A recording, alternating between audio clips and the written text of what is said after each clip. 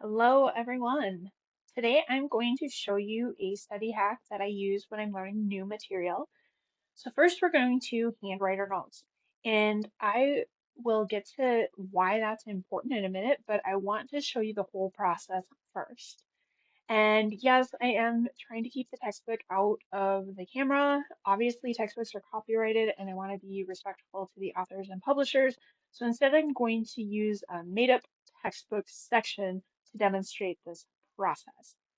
So for today's example, we're going to learn about sedimentary rocks. I've taught this topic in both high school and college, and I've used several different textbooks over the years. So I'm just going to kind of combine all of that general information that I've encountered rather than copying any specific terms from the textbook.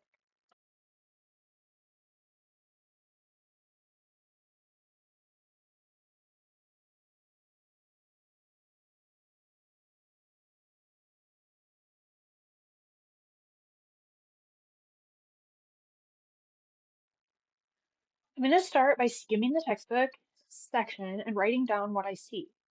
So I'm looking for section headers, I'm looking for bolded vocabulary terms, I'm looking for terms that are in italics, I'm looking for diagrams that have specific processes. I'm also going to write down the page number so that I can quickly refer back to that when I am studying this material.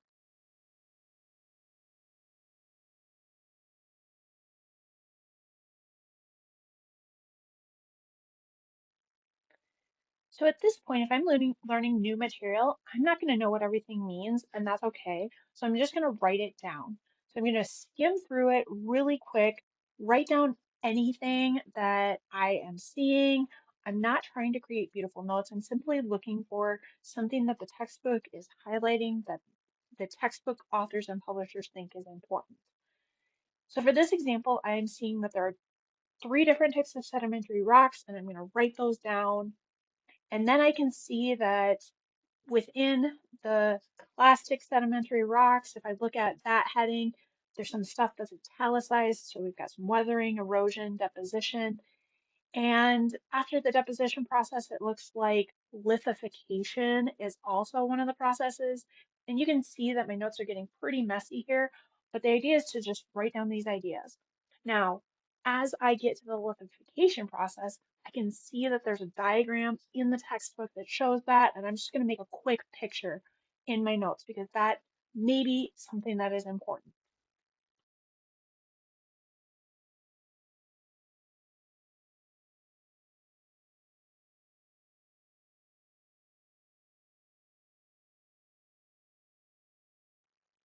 So then in the textbook, it goes into a little bit more detail on plastic rocks and it shows there's different sediment sizes. So I'm just going to make a note of those sizes. I can see that the sediments can be angular or rounded. So I'm going to make just jot down that information.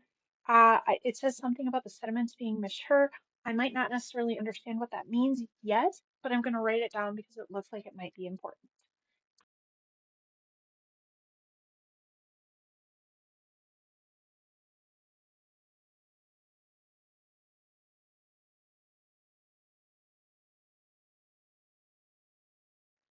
So one thing to keep in mind if you're new to handwriting notes and just skimming and then jotting down things, I found that when I first started doing this, I would write pages of notes. That's perfectly fine as you get started. The more that you do it, the smaller your notes get. And so this is a practice that you have to develop over time.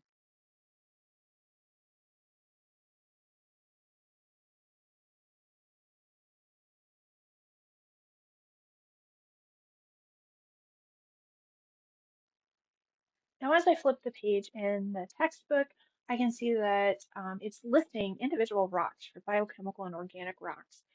And so then what I do is I actually flip back in the textbook and I found a diagram where where the classic sedimentary rocks were listed. So that's helpful to, as I'm flipping back and forth, that's why these initial notes kind of get a little messy.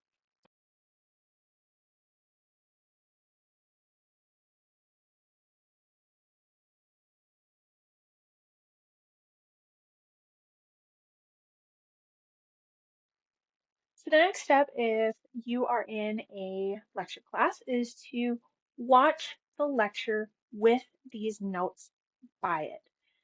What you're going to want to do is you're going to highlight anything that is in both the textbook and the notes.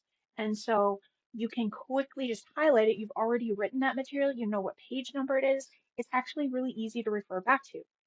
However, if a professor, especially if you have a recorded lecture, if a professor says something that's not in the textbook, that's a cue to pause the notes and write that information down somewhere.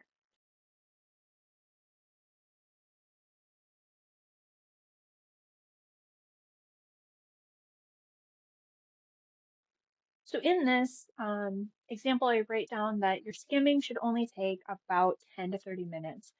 If you're writing it down, no more than 10 to 30 minutes. If you're really writing down a lot of information from the textbook, or if it's just a very dense topic like sciences tend to be, maybe you're going to be pushing into that hour where you read the textbook the day before the lecture and then you write really good, heavy notes, and then you go back into the lecture. So your lectures, depending on your classes, are going to be anywhere from 20 minutes if it's recorded to an hour and a half if it's in person. Any range of that can be a lecture. And so if you're in person, you're going to want really good detailed notes that you can just highlight. Some professors will even give you the notes ahead of time so that you have those notes where you can highlight. Then the only thing that you have to pay attention to in the lecture is anything that is not already in the textbook. These are going to be stories that the professor shares and personal experiences and examples that are really relevant. So those you want to make sure that you highlight those, you make a note of those in your notes.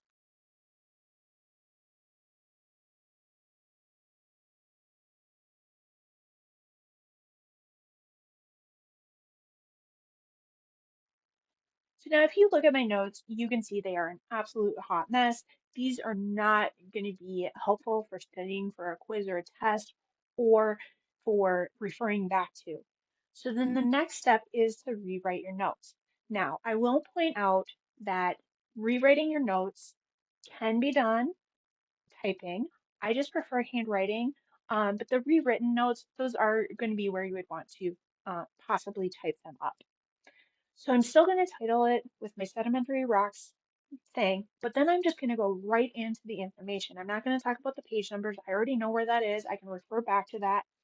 And I'm going to start out, it looks like this, the opening section of the notes, the opening section of the textbook was clastic sedimentary rocks. So I'm going to write down very detailed, important information from the textbook and from the notes.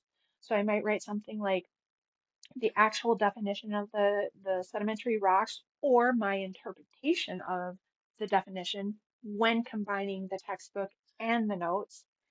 And I'm going to just kind of go through what I am seeing. What do I actually need to know from both the textbook and the lecture?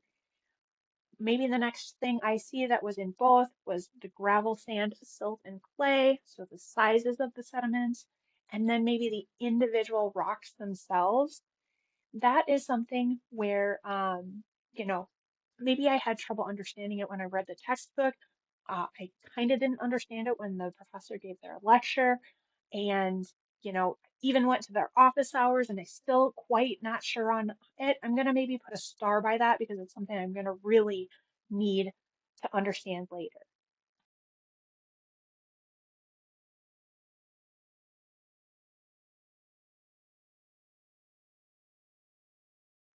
So I'm very briefly going to talk about why it's so important to handwrite notes.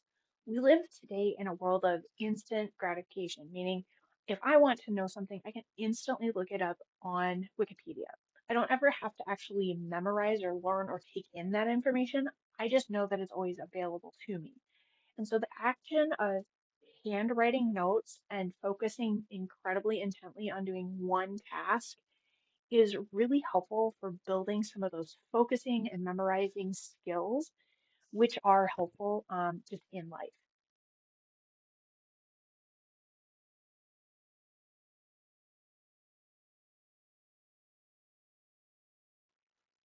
So your final set of notes, should not include things that you already know. If you already know the material, you don't need to be writing it down. It's already as a quick reference in your head. The notes, the clean notes that you would use to study from or from that you would use if you have an open book quiz or test, those are the things that you are having trouble remembering or what you keep forgetting.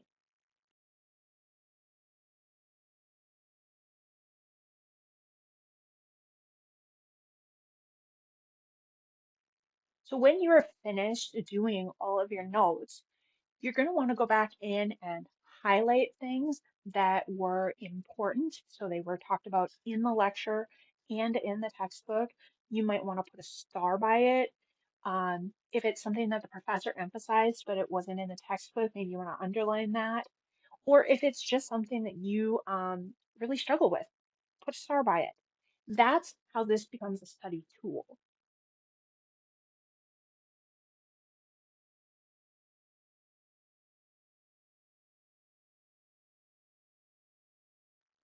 So when you have a quiz or an exam that you have to study for and you need that quick reference, there are two ways that you can do that. First, you can have that information in your mind already through the skill of memorization. Or if it's an open book quiz, you can have organized notes that you can quickly refer to. Again, this depends on the class if you have an open book quiz or test versus closed book quiz or test. So I am going to make argument for memorization. I love for my brain to be the quick reference when I need this. This is incredibly useful when you're not in a college setting. So I've worked in tons of different jobs. I've worked in factories, I've worked in bakeries, I've been a teacher, I've worked in sales, I've worked in medical settings. Imagine going into a job and every time that you needed to do part of the job that you were hired to do, you had to say, oh, hold on, let me Google that. Or let me ask ChatGPT how I'm supposed to get that done. Um, you would probably get fired in a heartbeat. Uh, you need to be able to memorize and know tasks or information just quickly so that you can do your job. So you want to build up what we call a quick mental reference. And this is helpful for any of the sciences. It's not something that you always necessarily have cell phone reception for. Say you're going on vacation with your family and you want to be able to look up a rock that you just found. Well, if you don't have cell phone reception, you don't have that option. And so this is helpful if you are, traveling or you're going outdoors. So it's a really helpful tool, even outside of the job place, just in recreational places.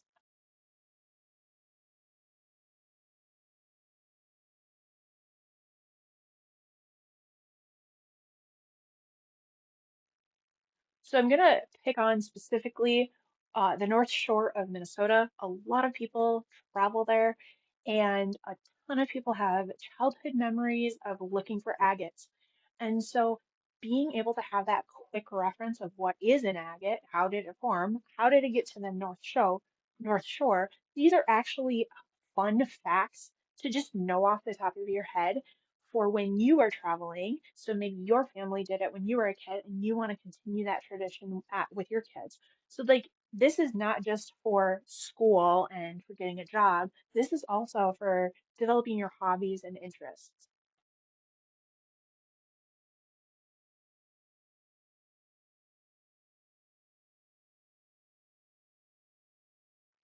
So, another point for memorization, I'm really, really honing in this memorization idea is that sometimes when you have a complex subject, your notes are simply too long. And memorization is helpful so that your quick reference, your quick paper reference or computer reference is shorter. It makes it easier to refer to.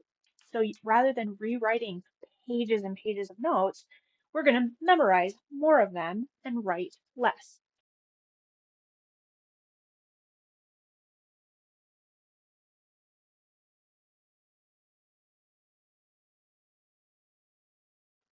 Now, when you first start taking notes like this, it is going to take a while, and your second set of organized notes are not going to be that great.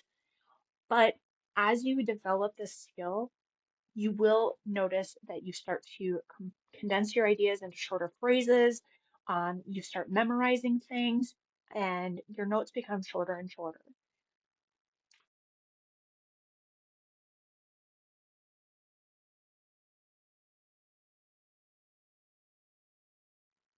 So remember way back when I started this little mini lecture, I talked about how the importance of what the importance of handwriting your notes is first.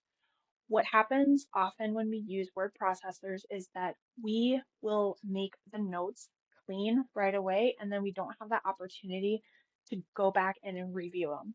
So we end up like writing and editing at the same time. And if you're taking any of my classes, they're introductory college classes, so you might not have learned about how to write papers. You want to have a messy draft first. It's psychologically helpful to write first, edit second. When you write and edit at the same time, you're doing two different cognitive tasks at the same time, and that can be stressful and confusing when you're trying to learn new material.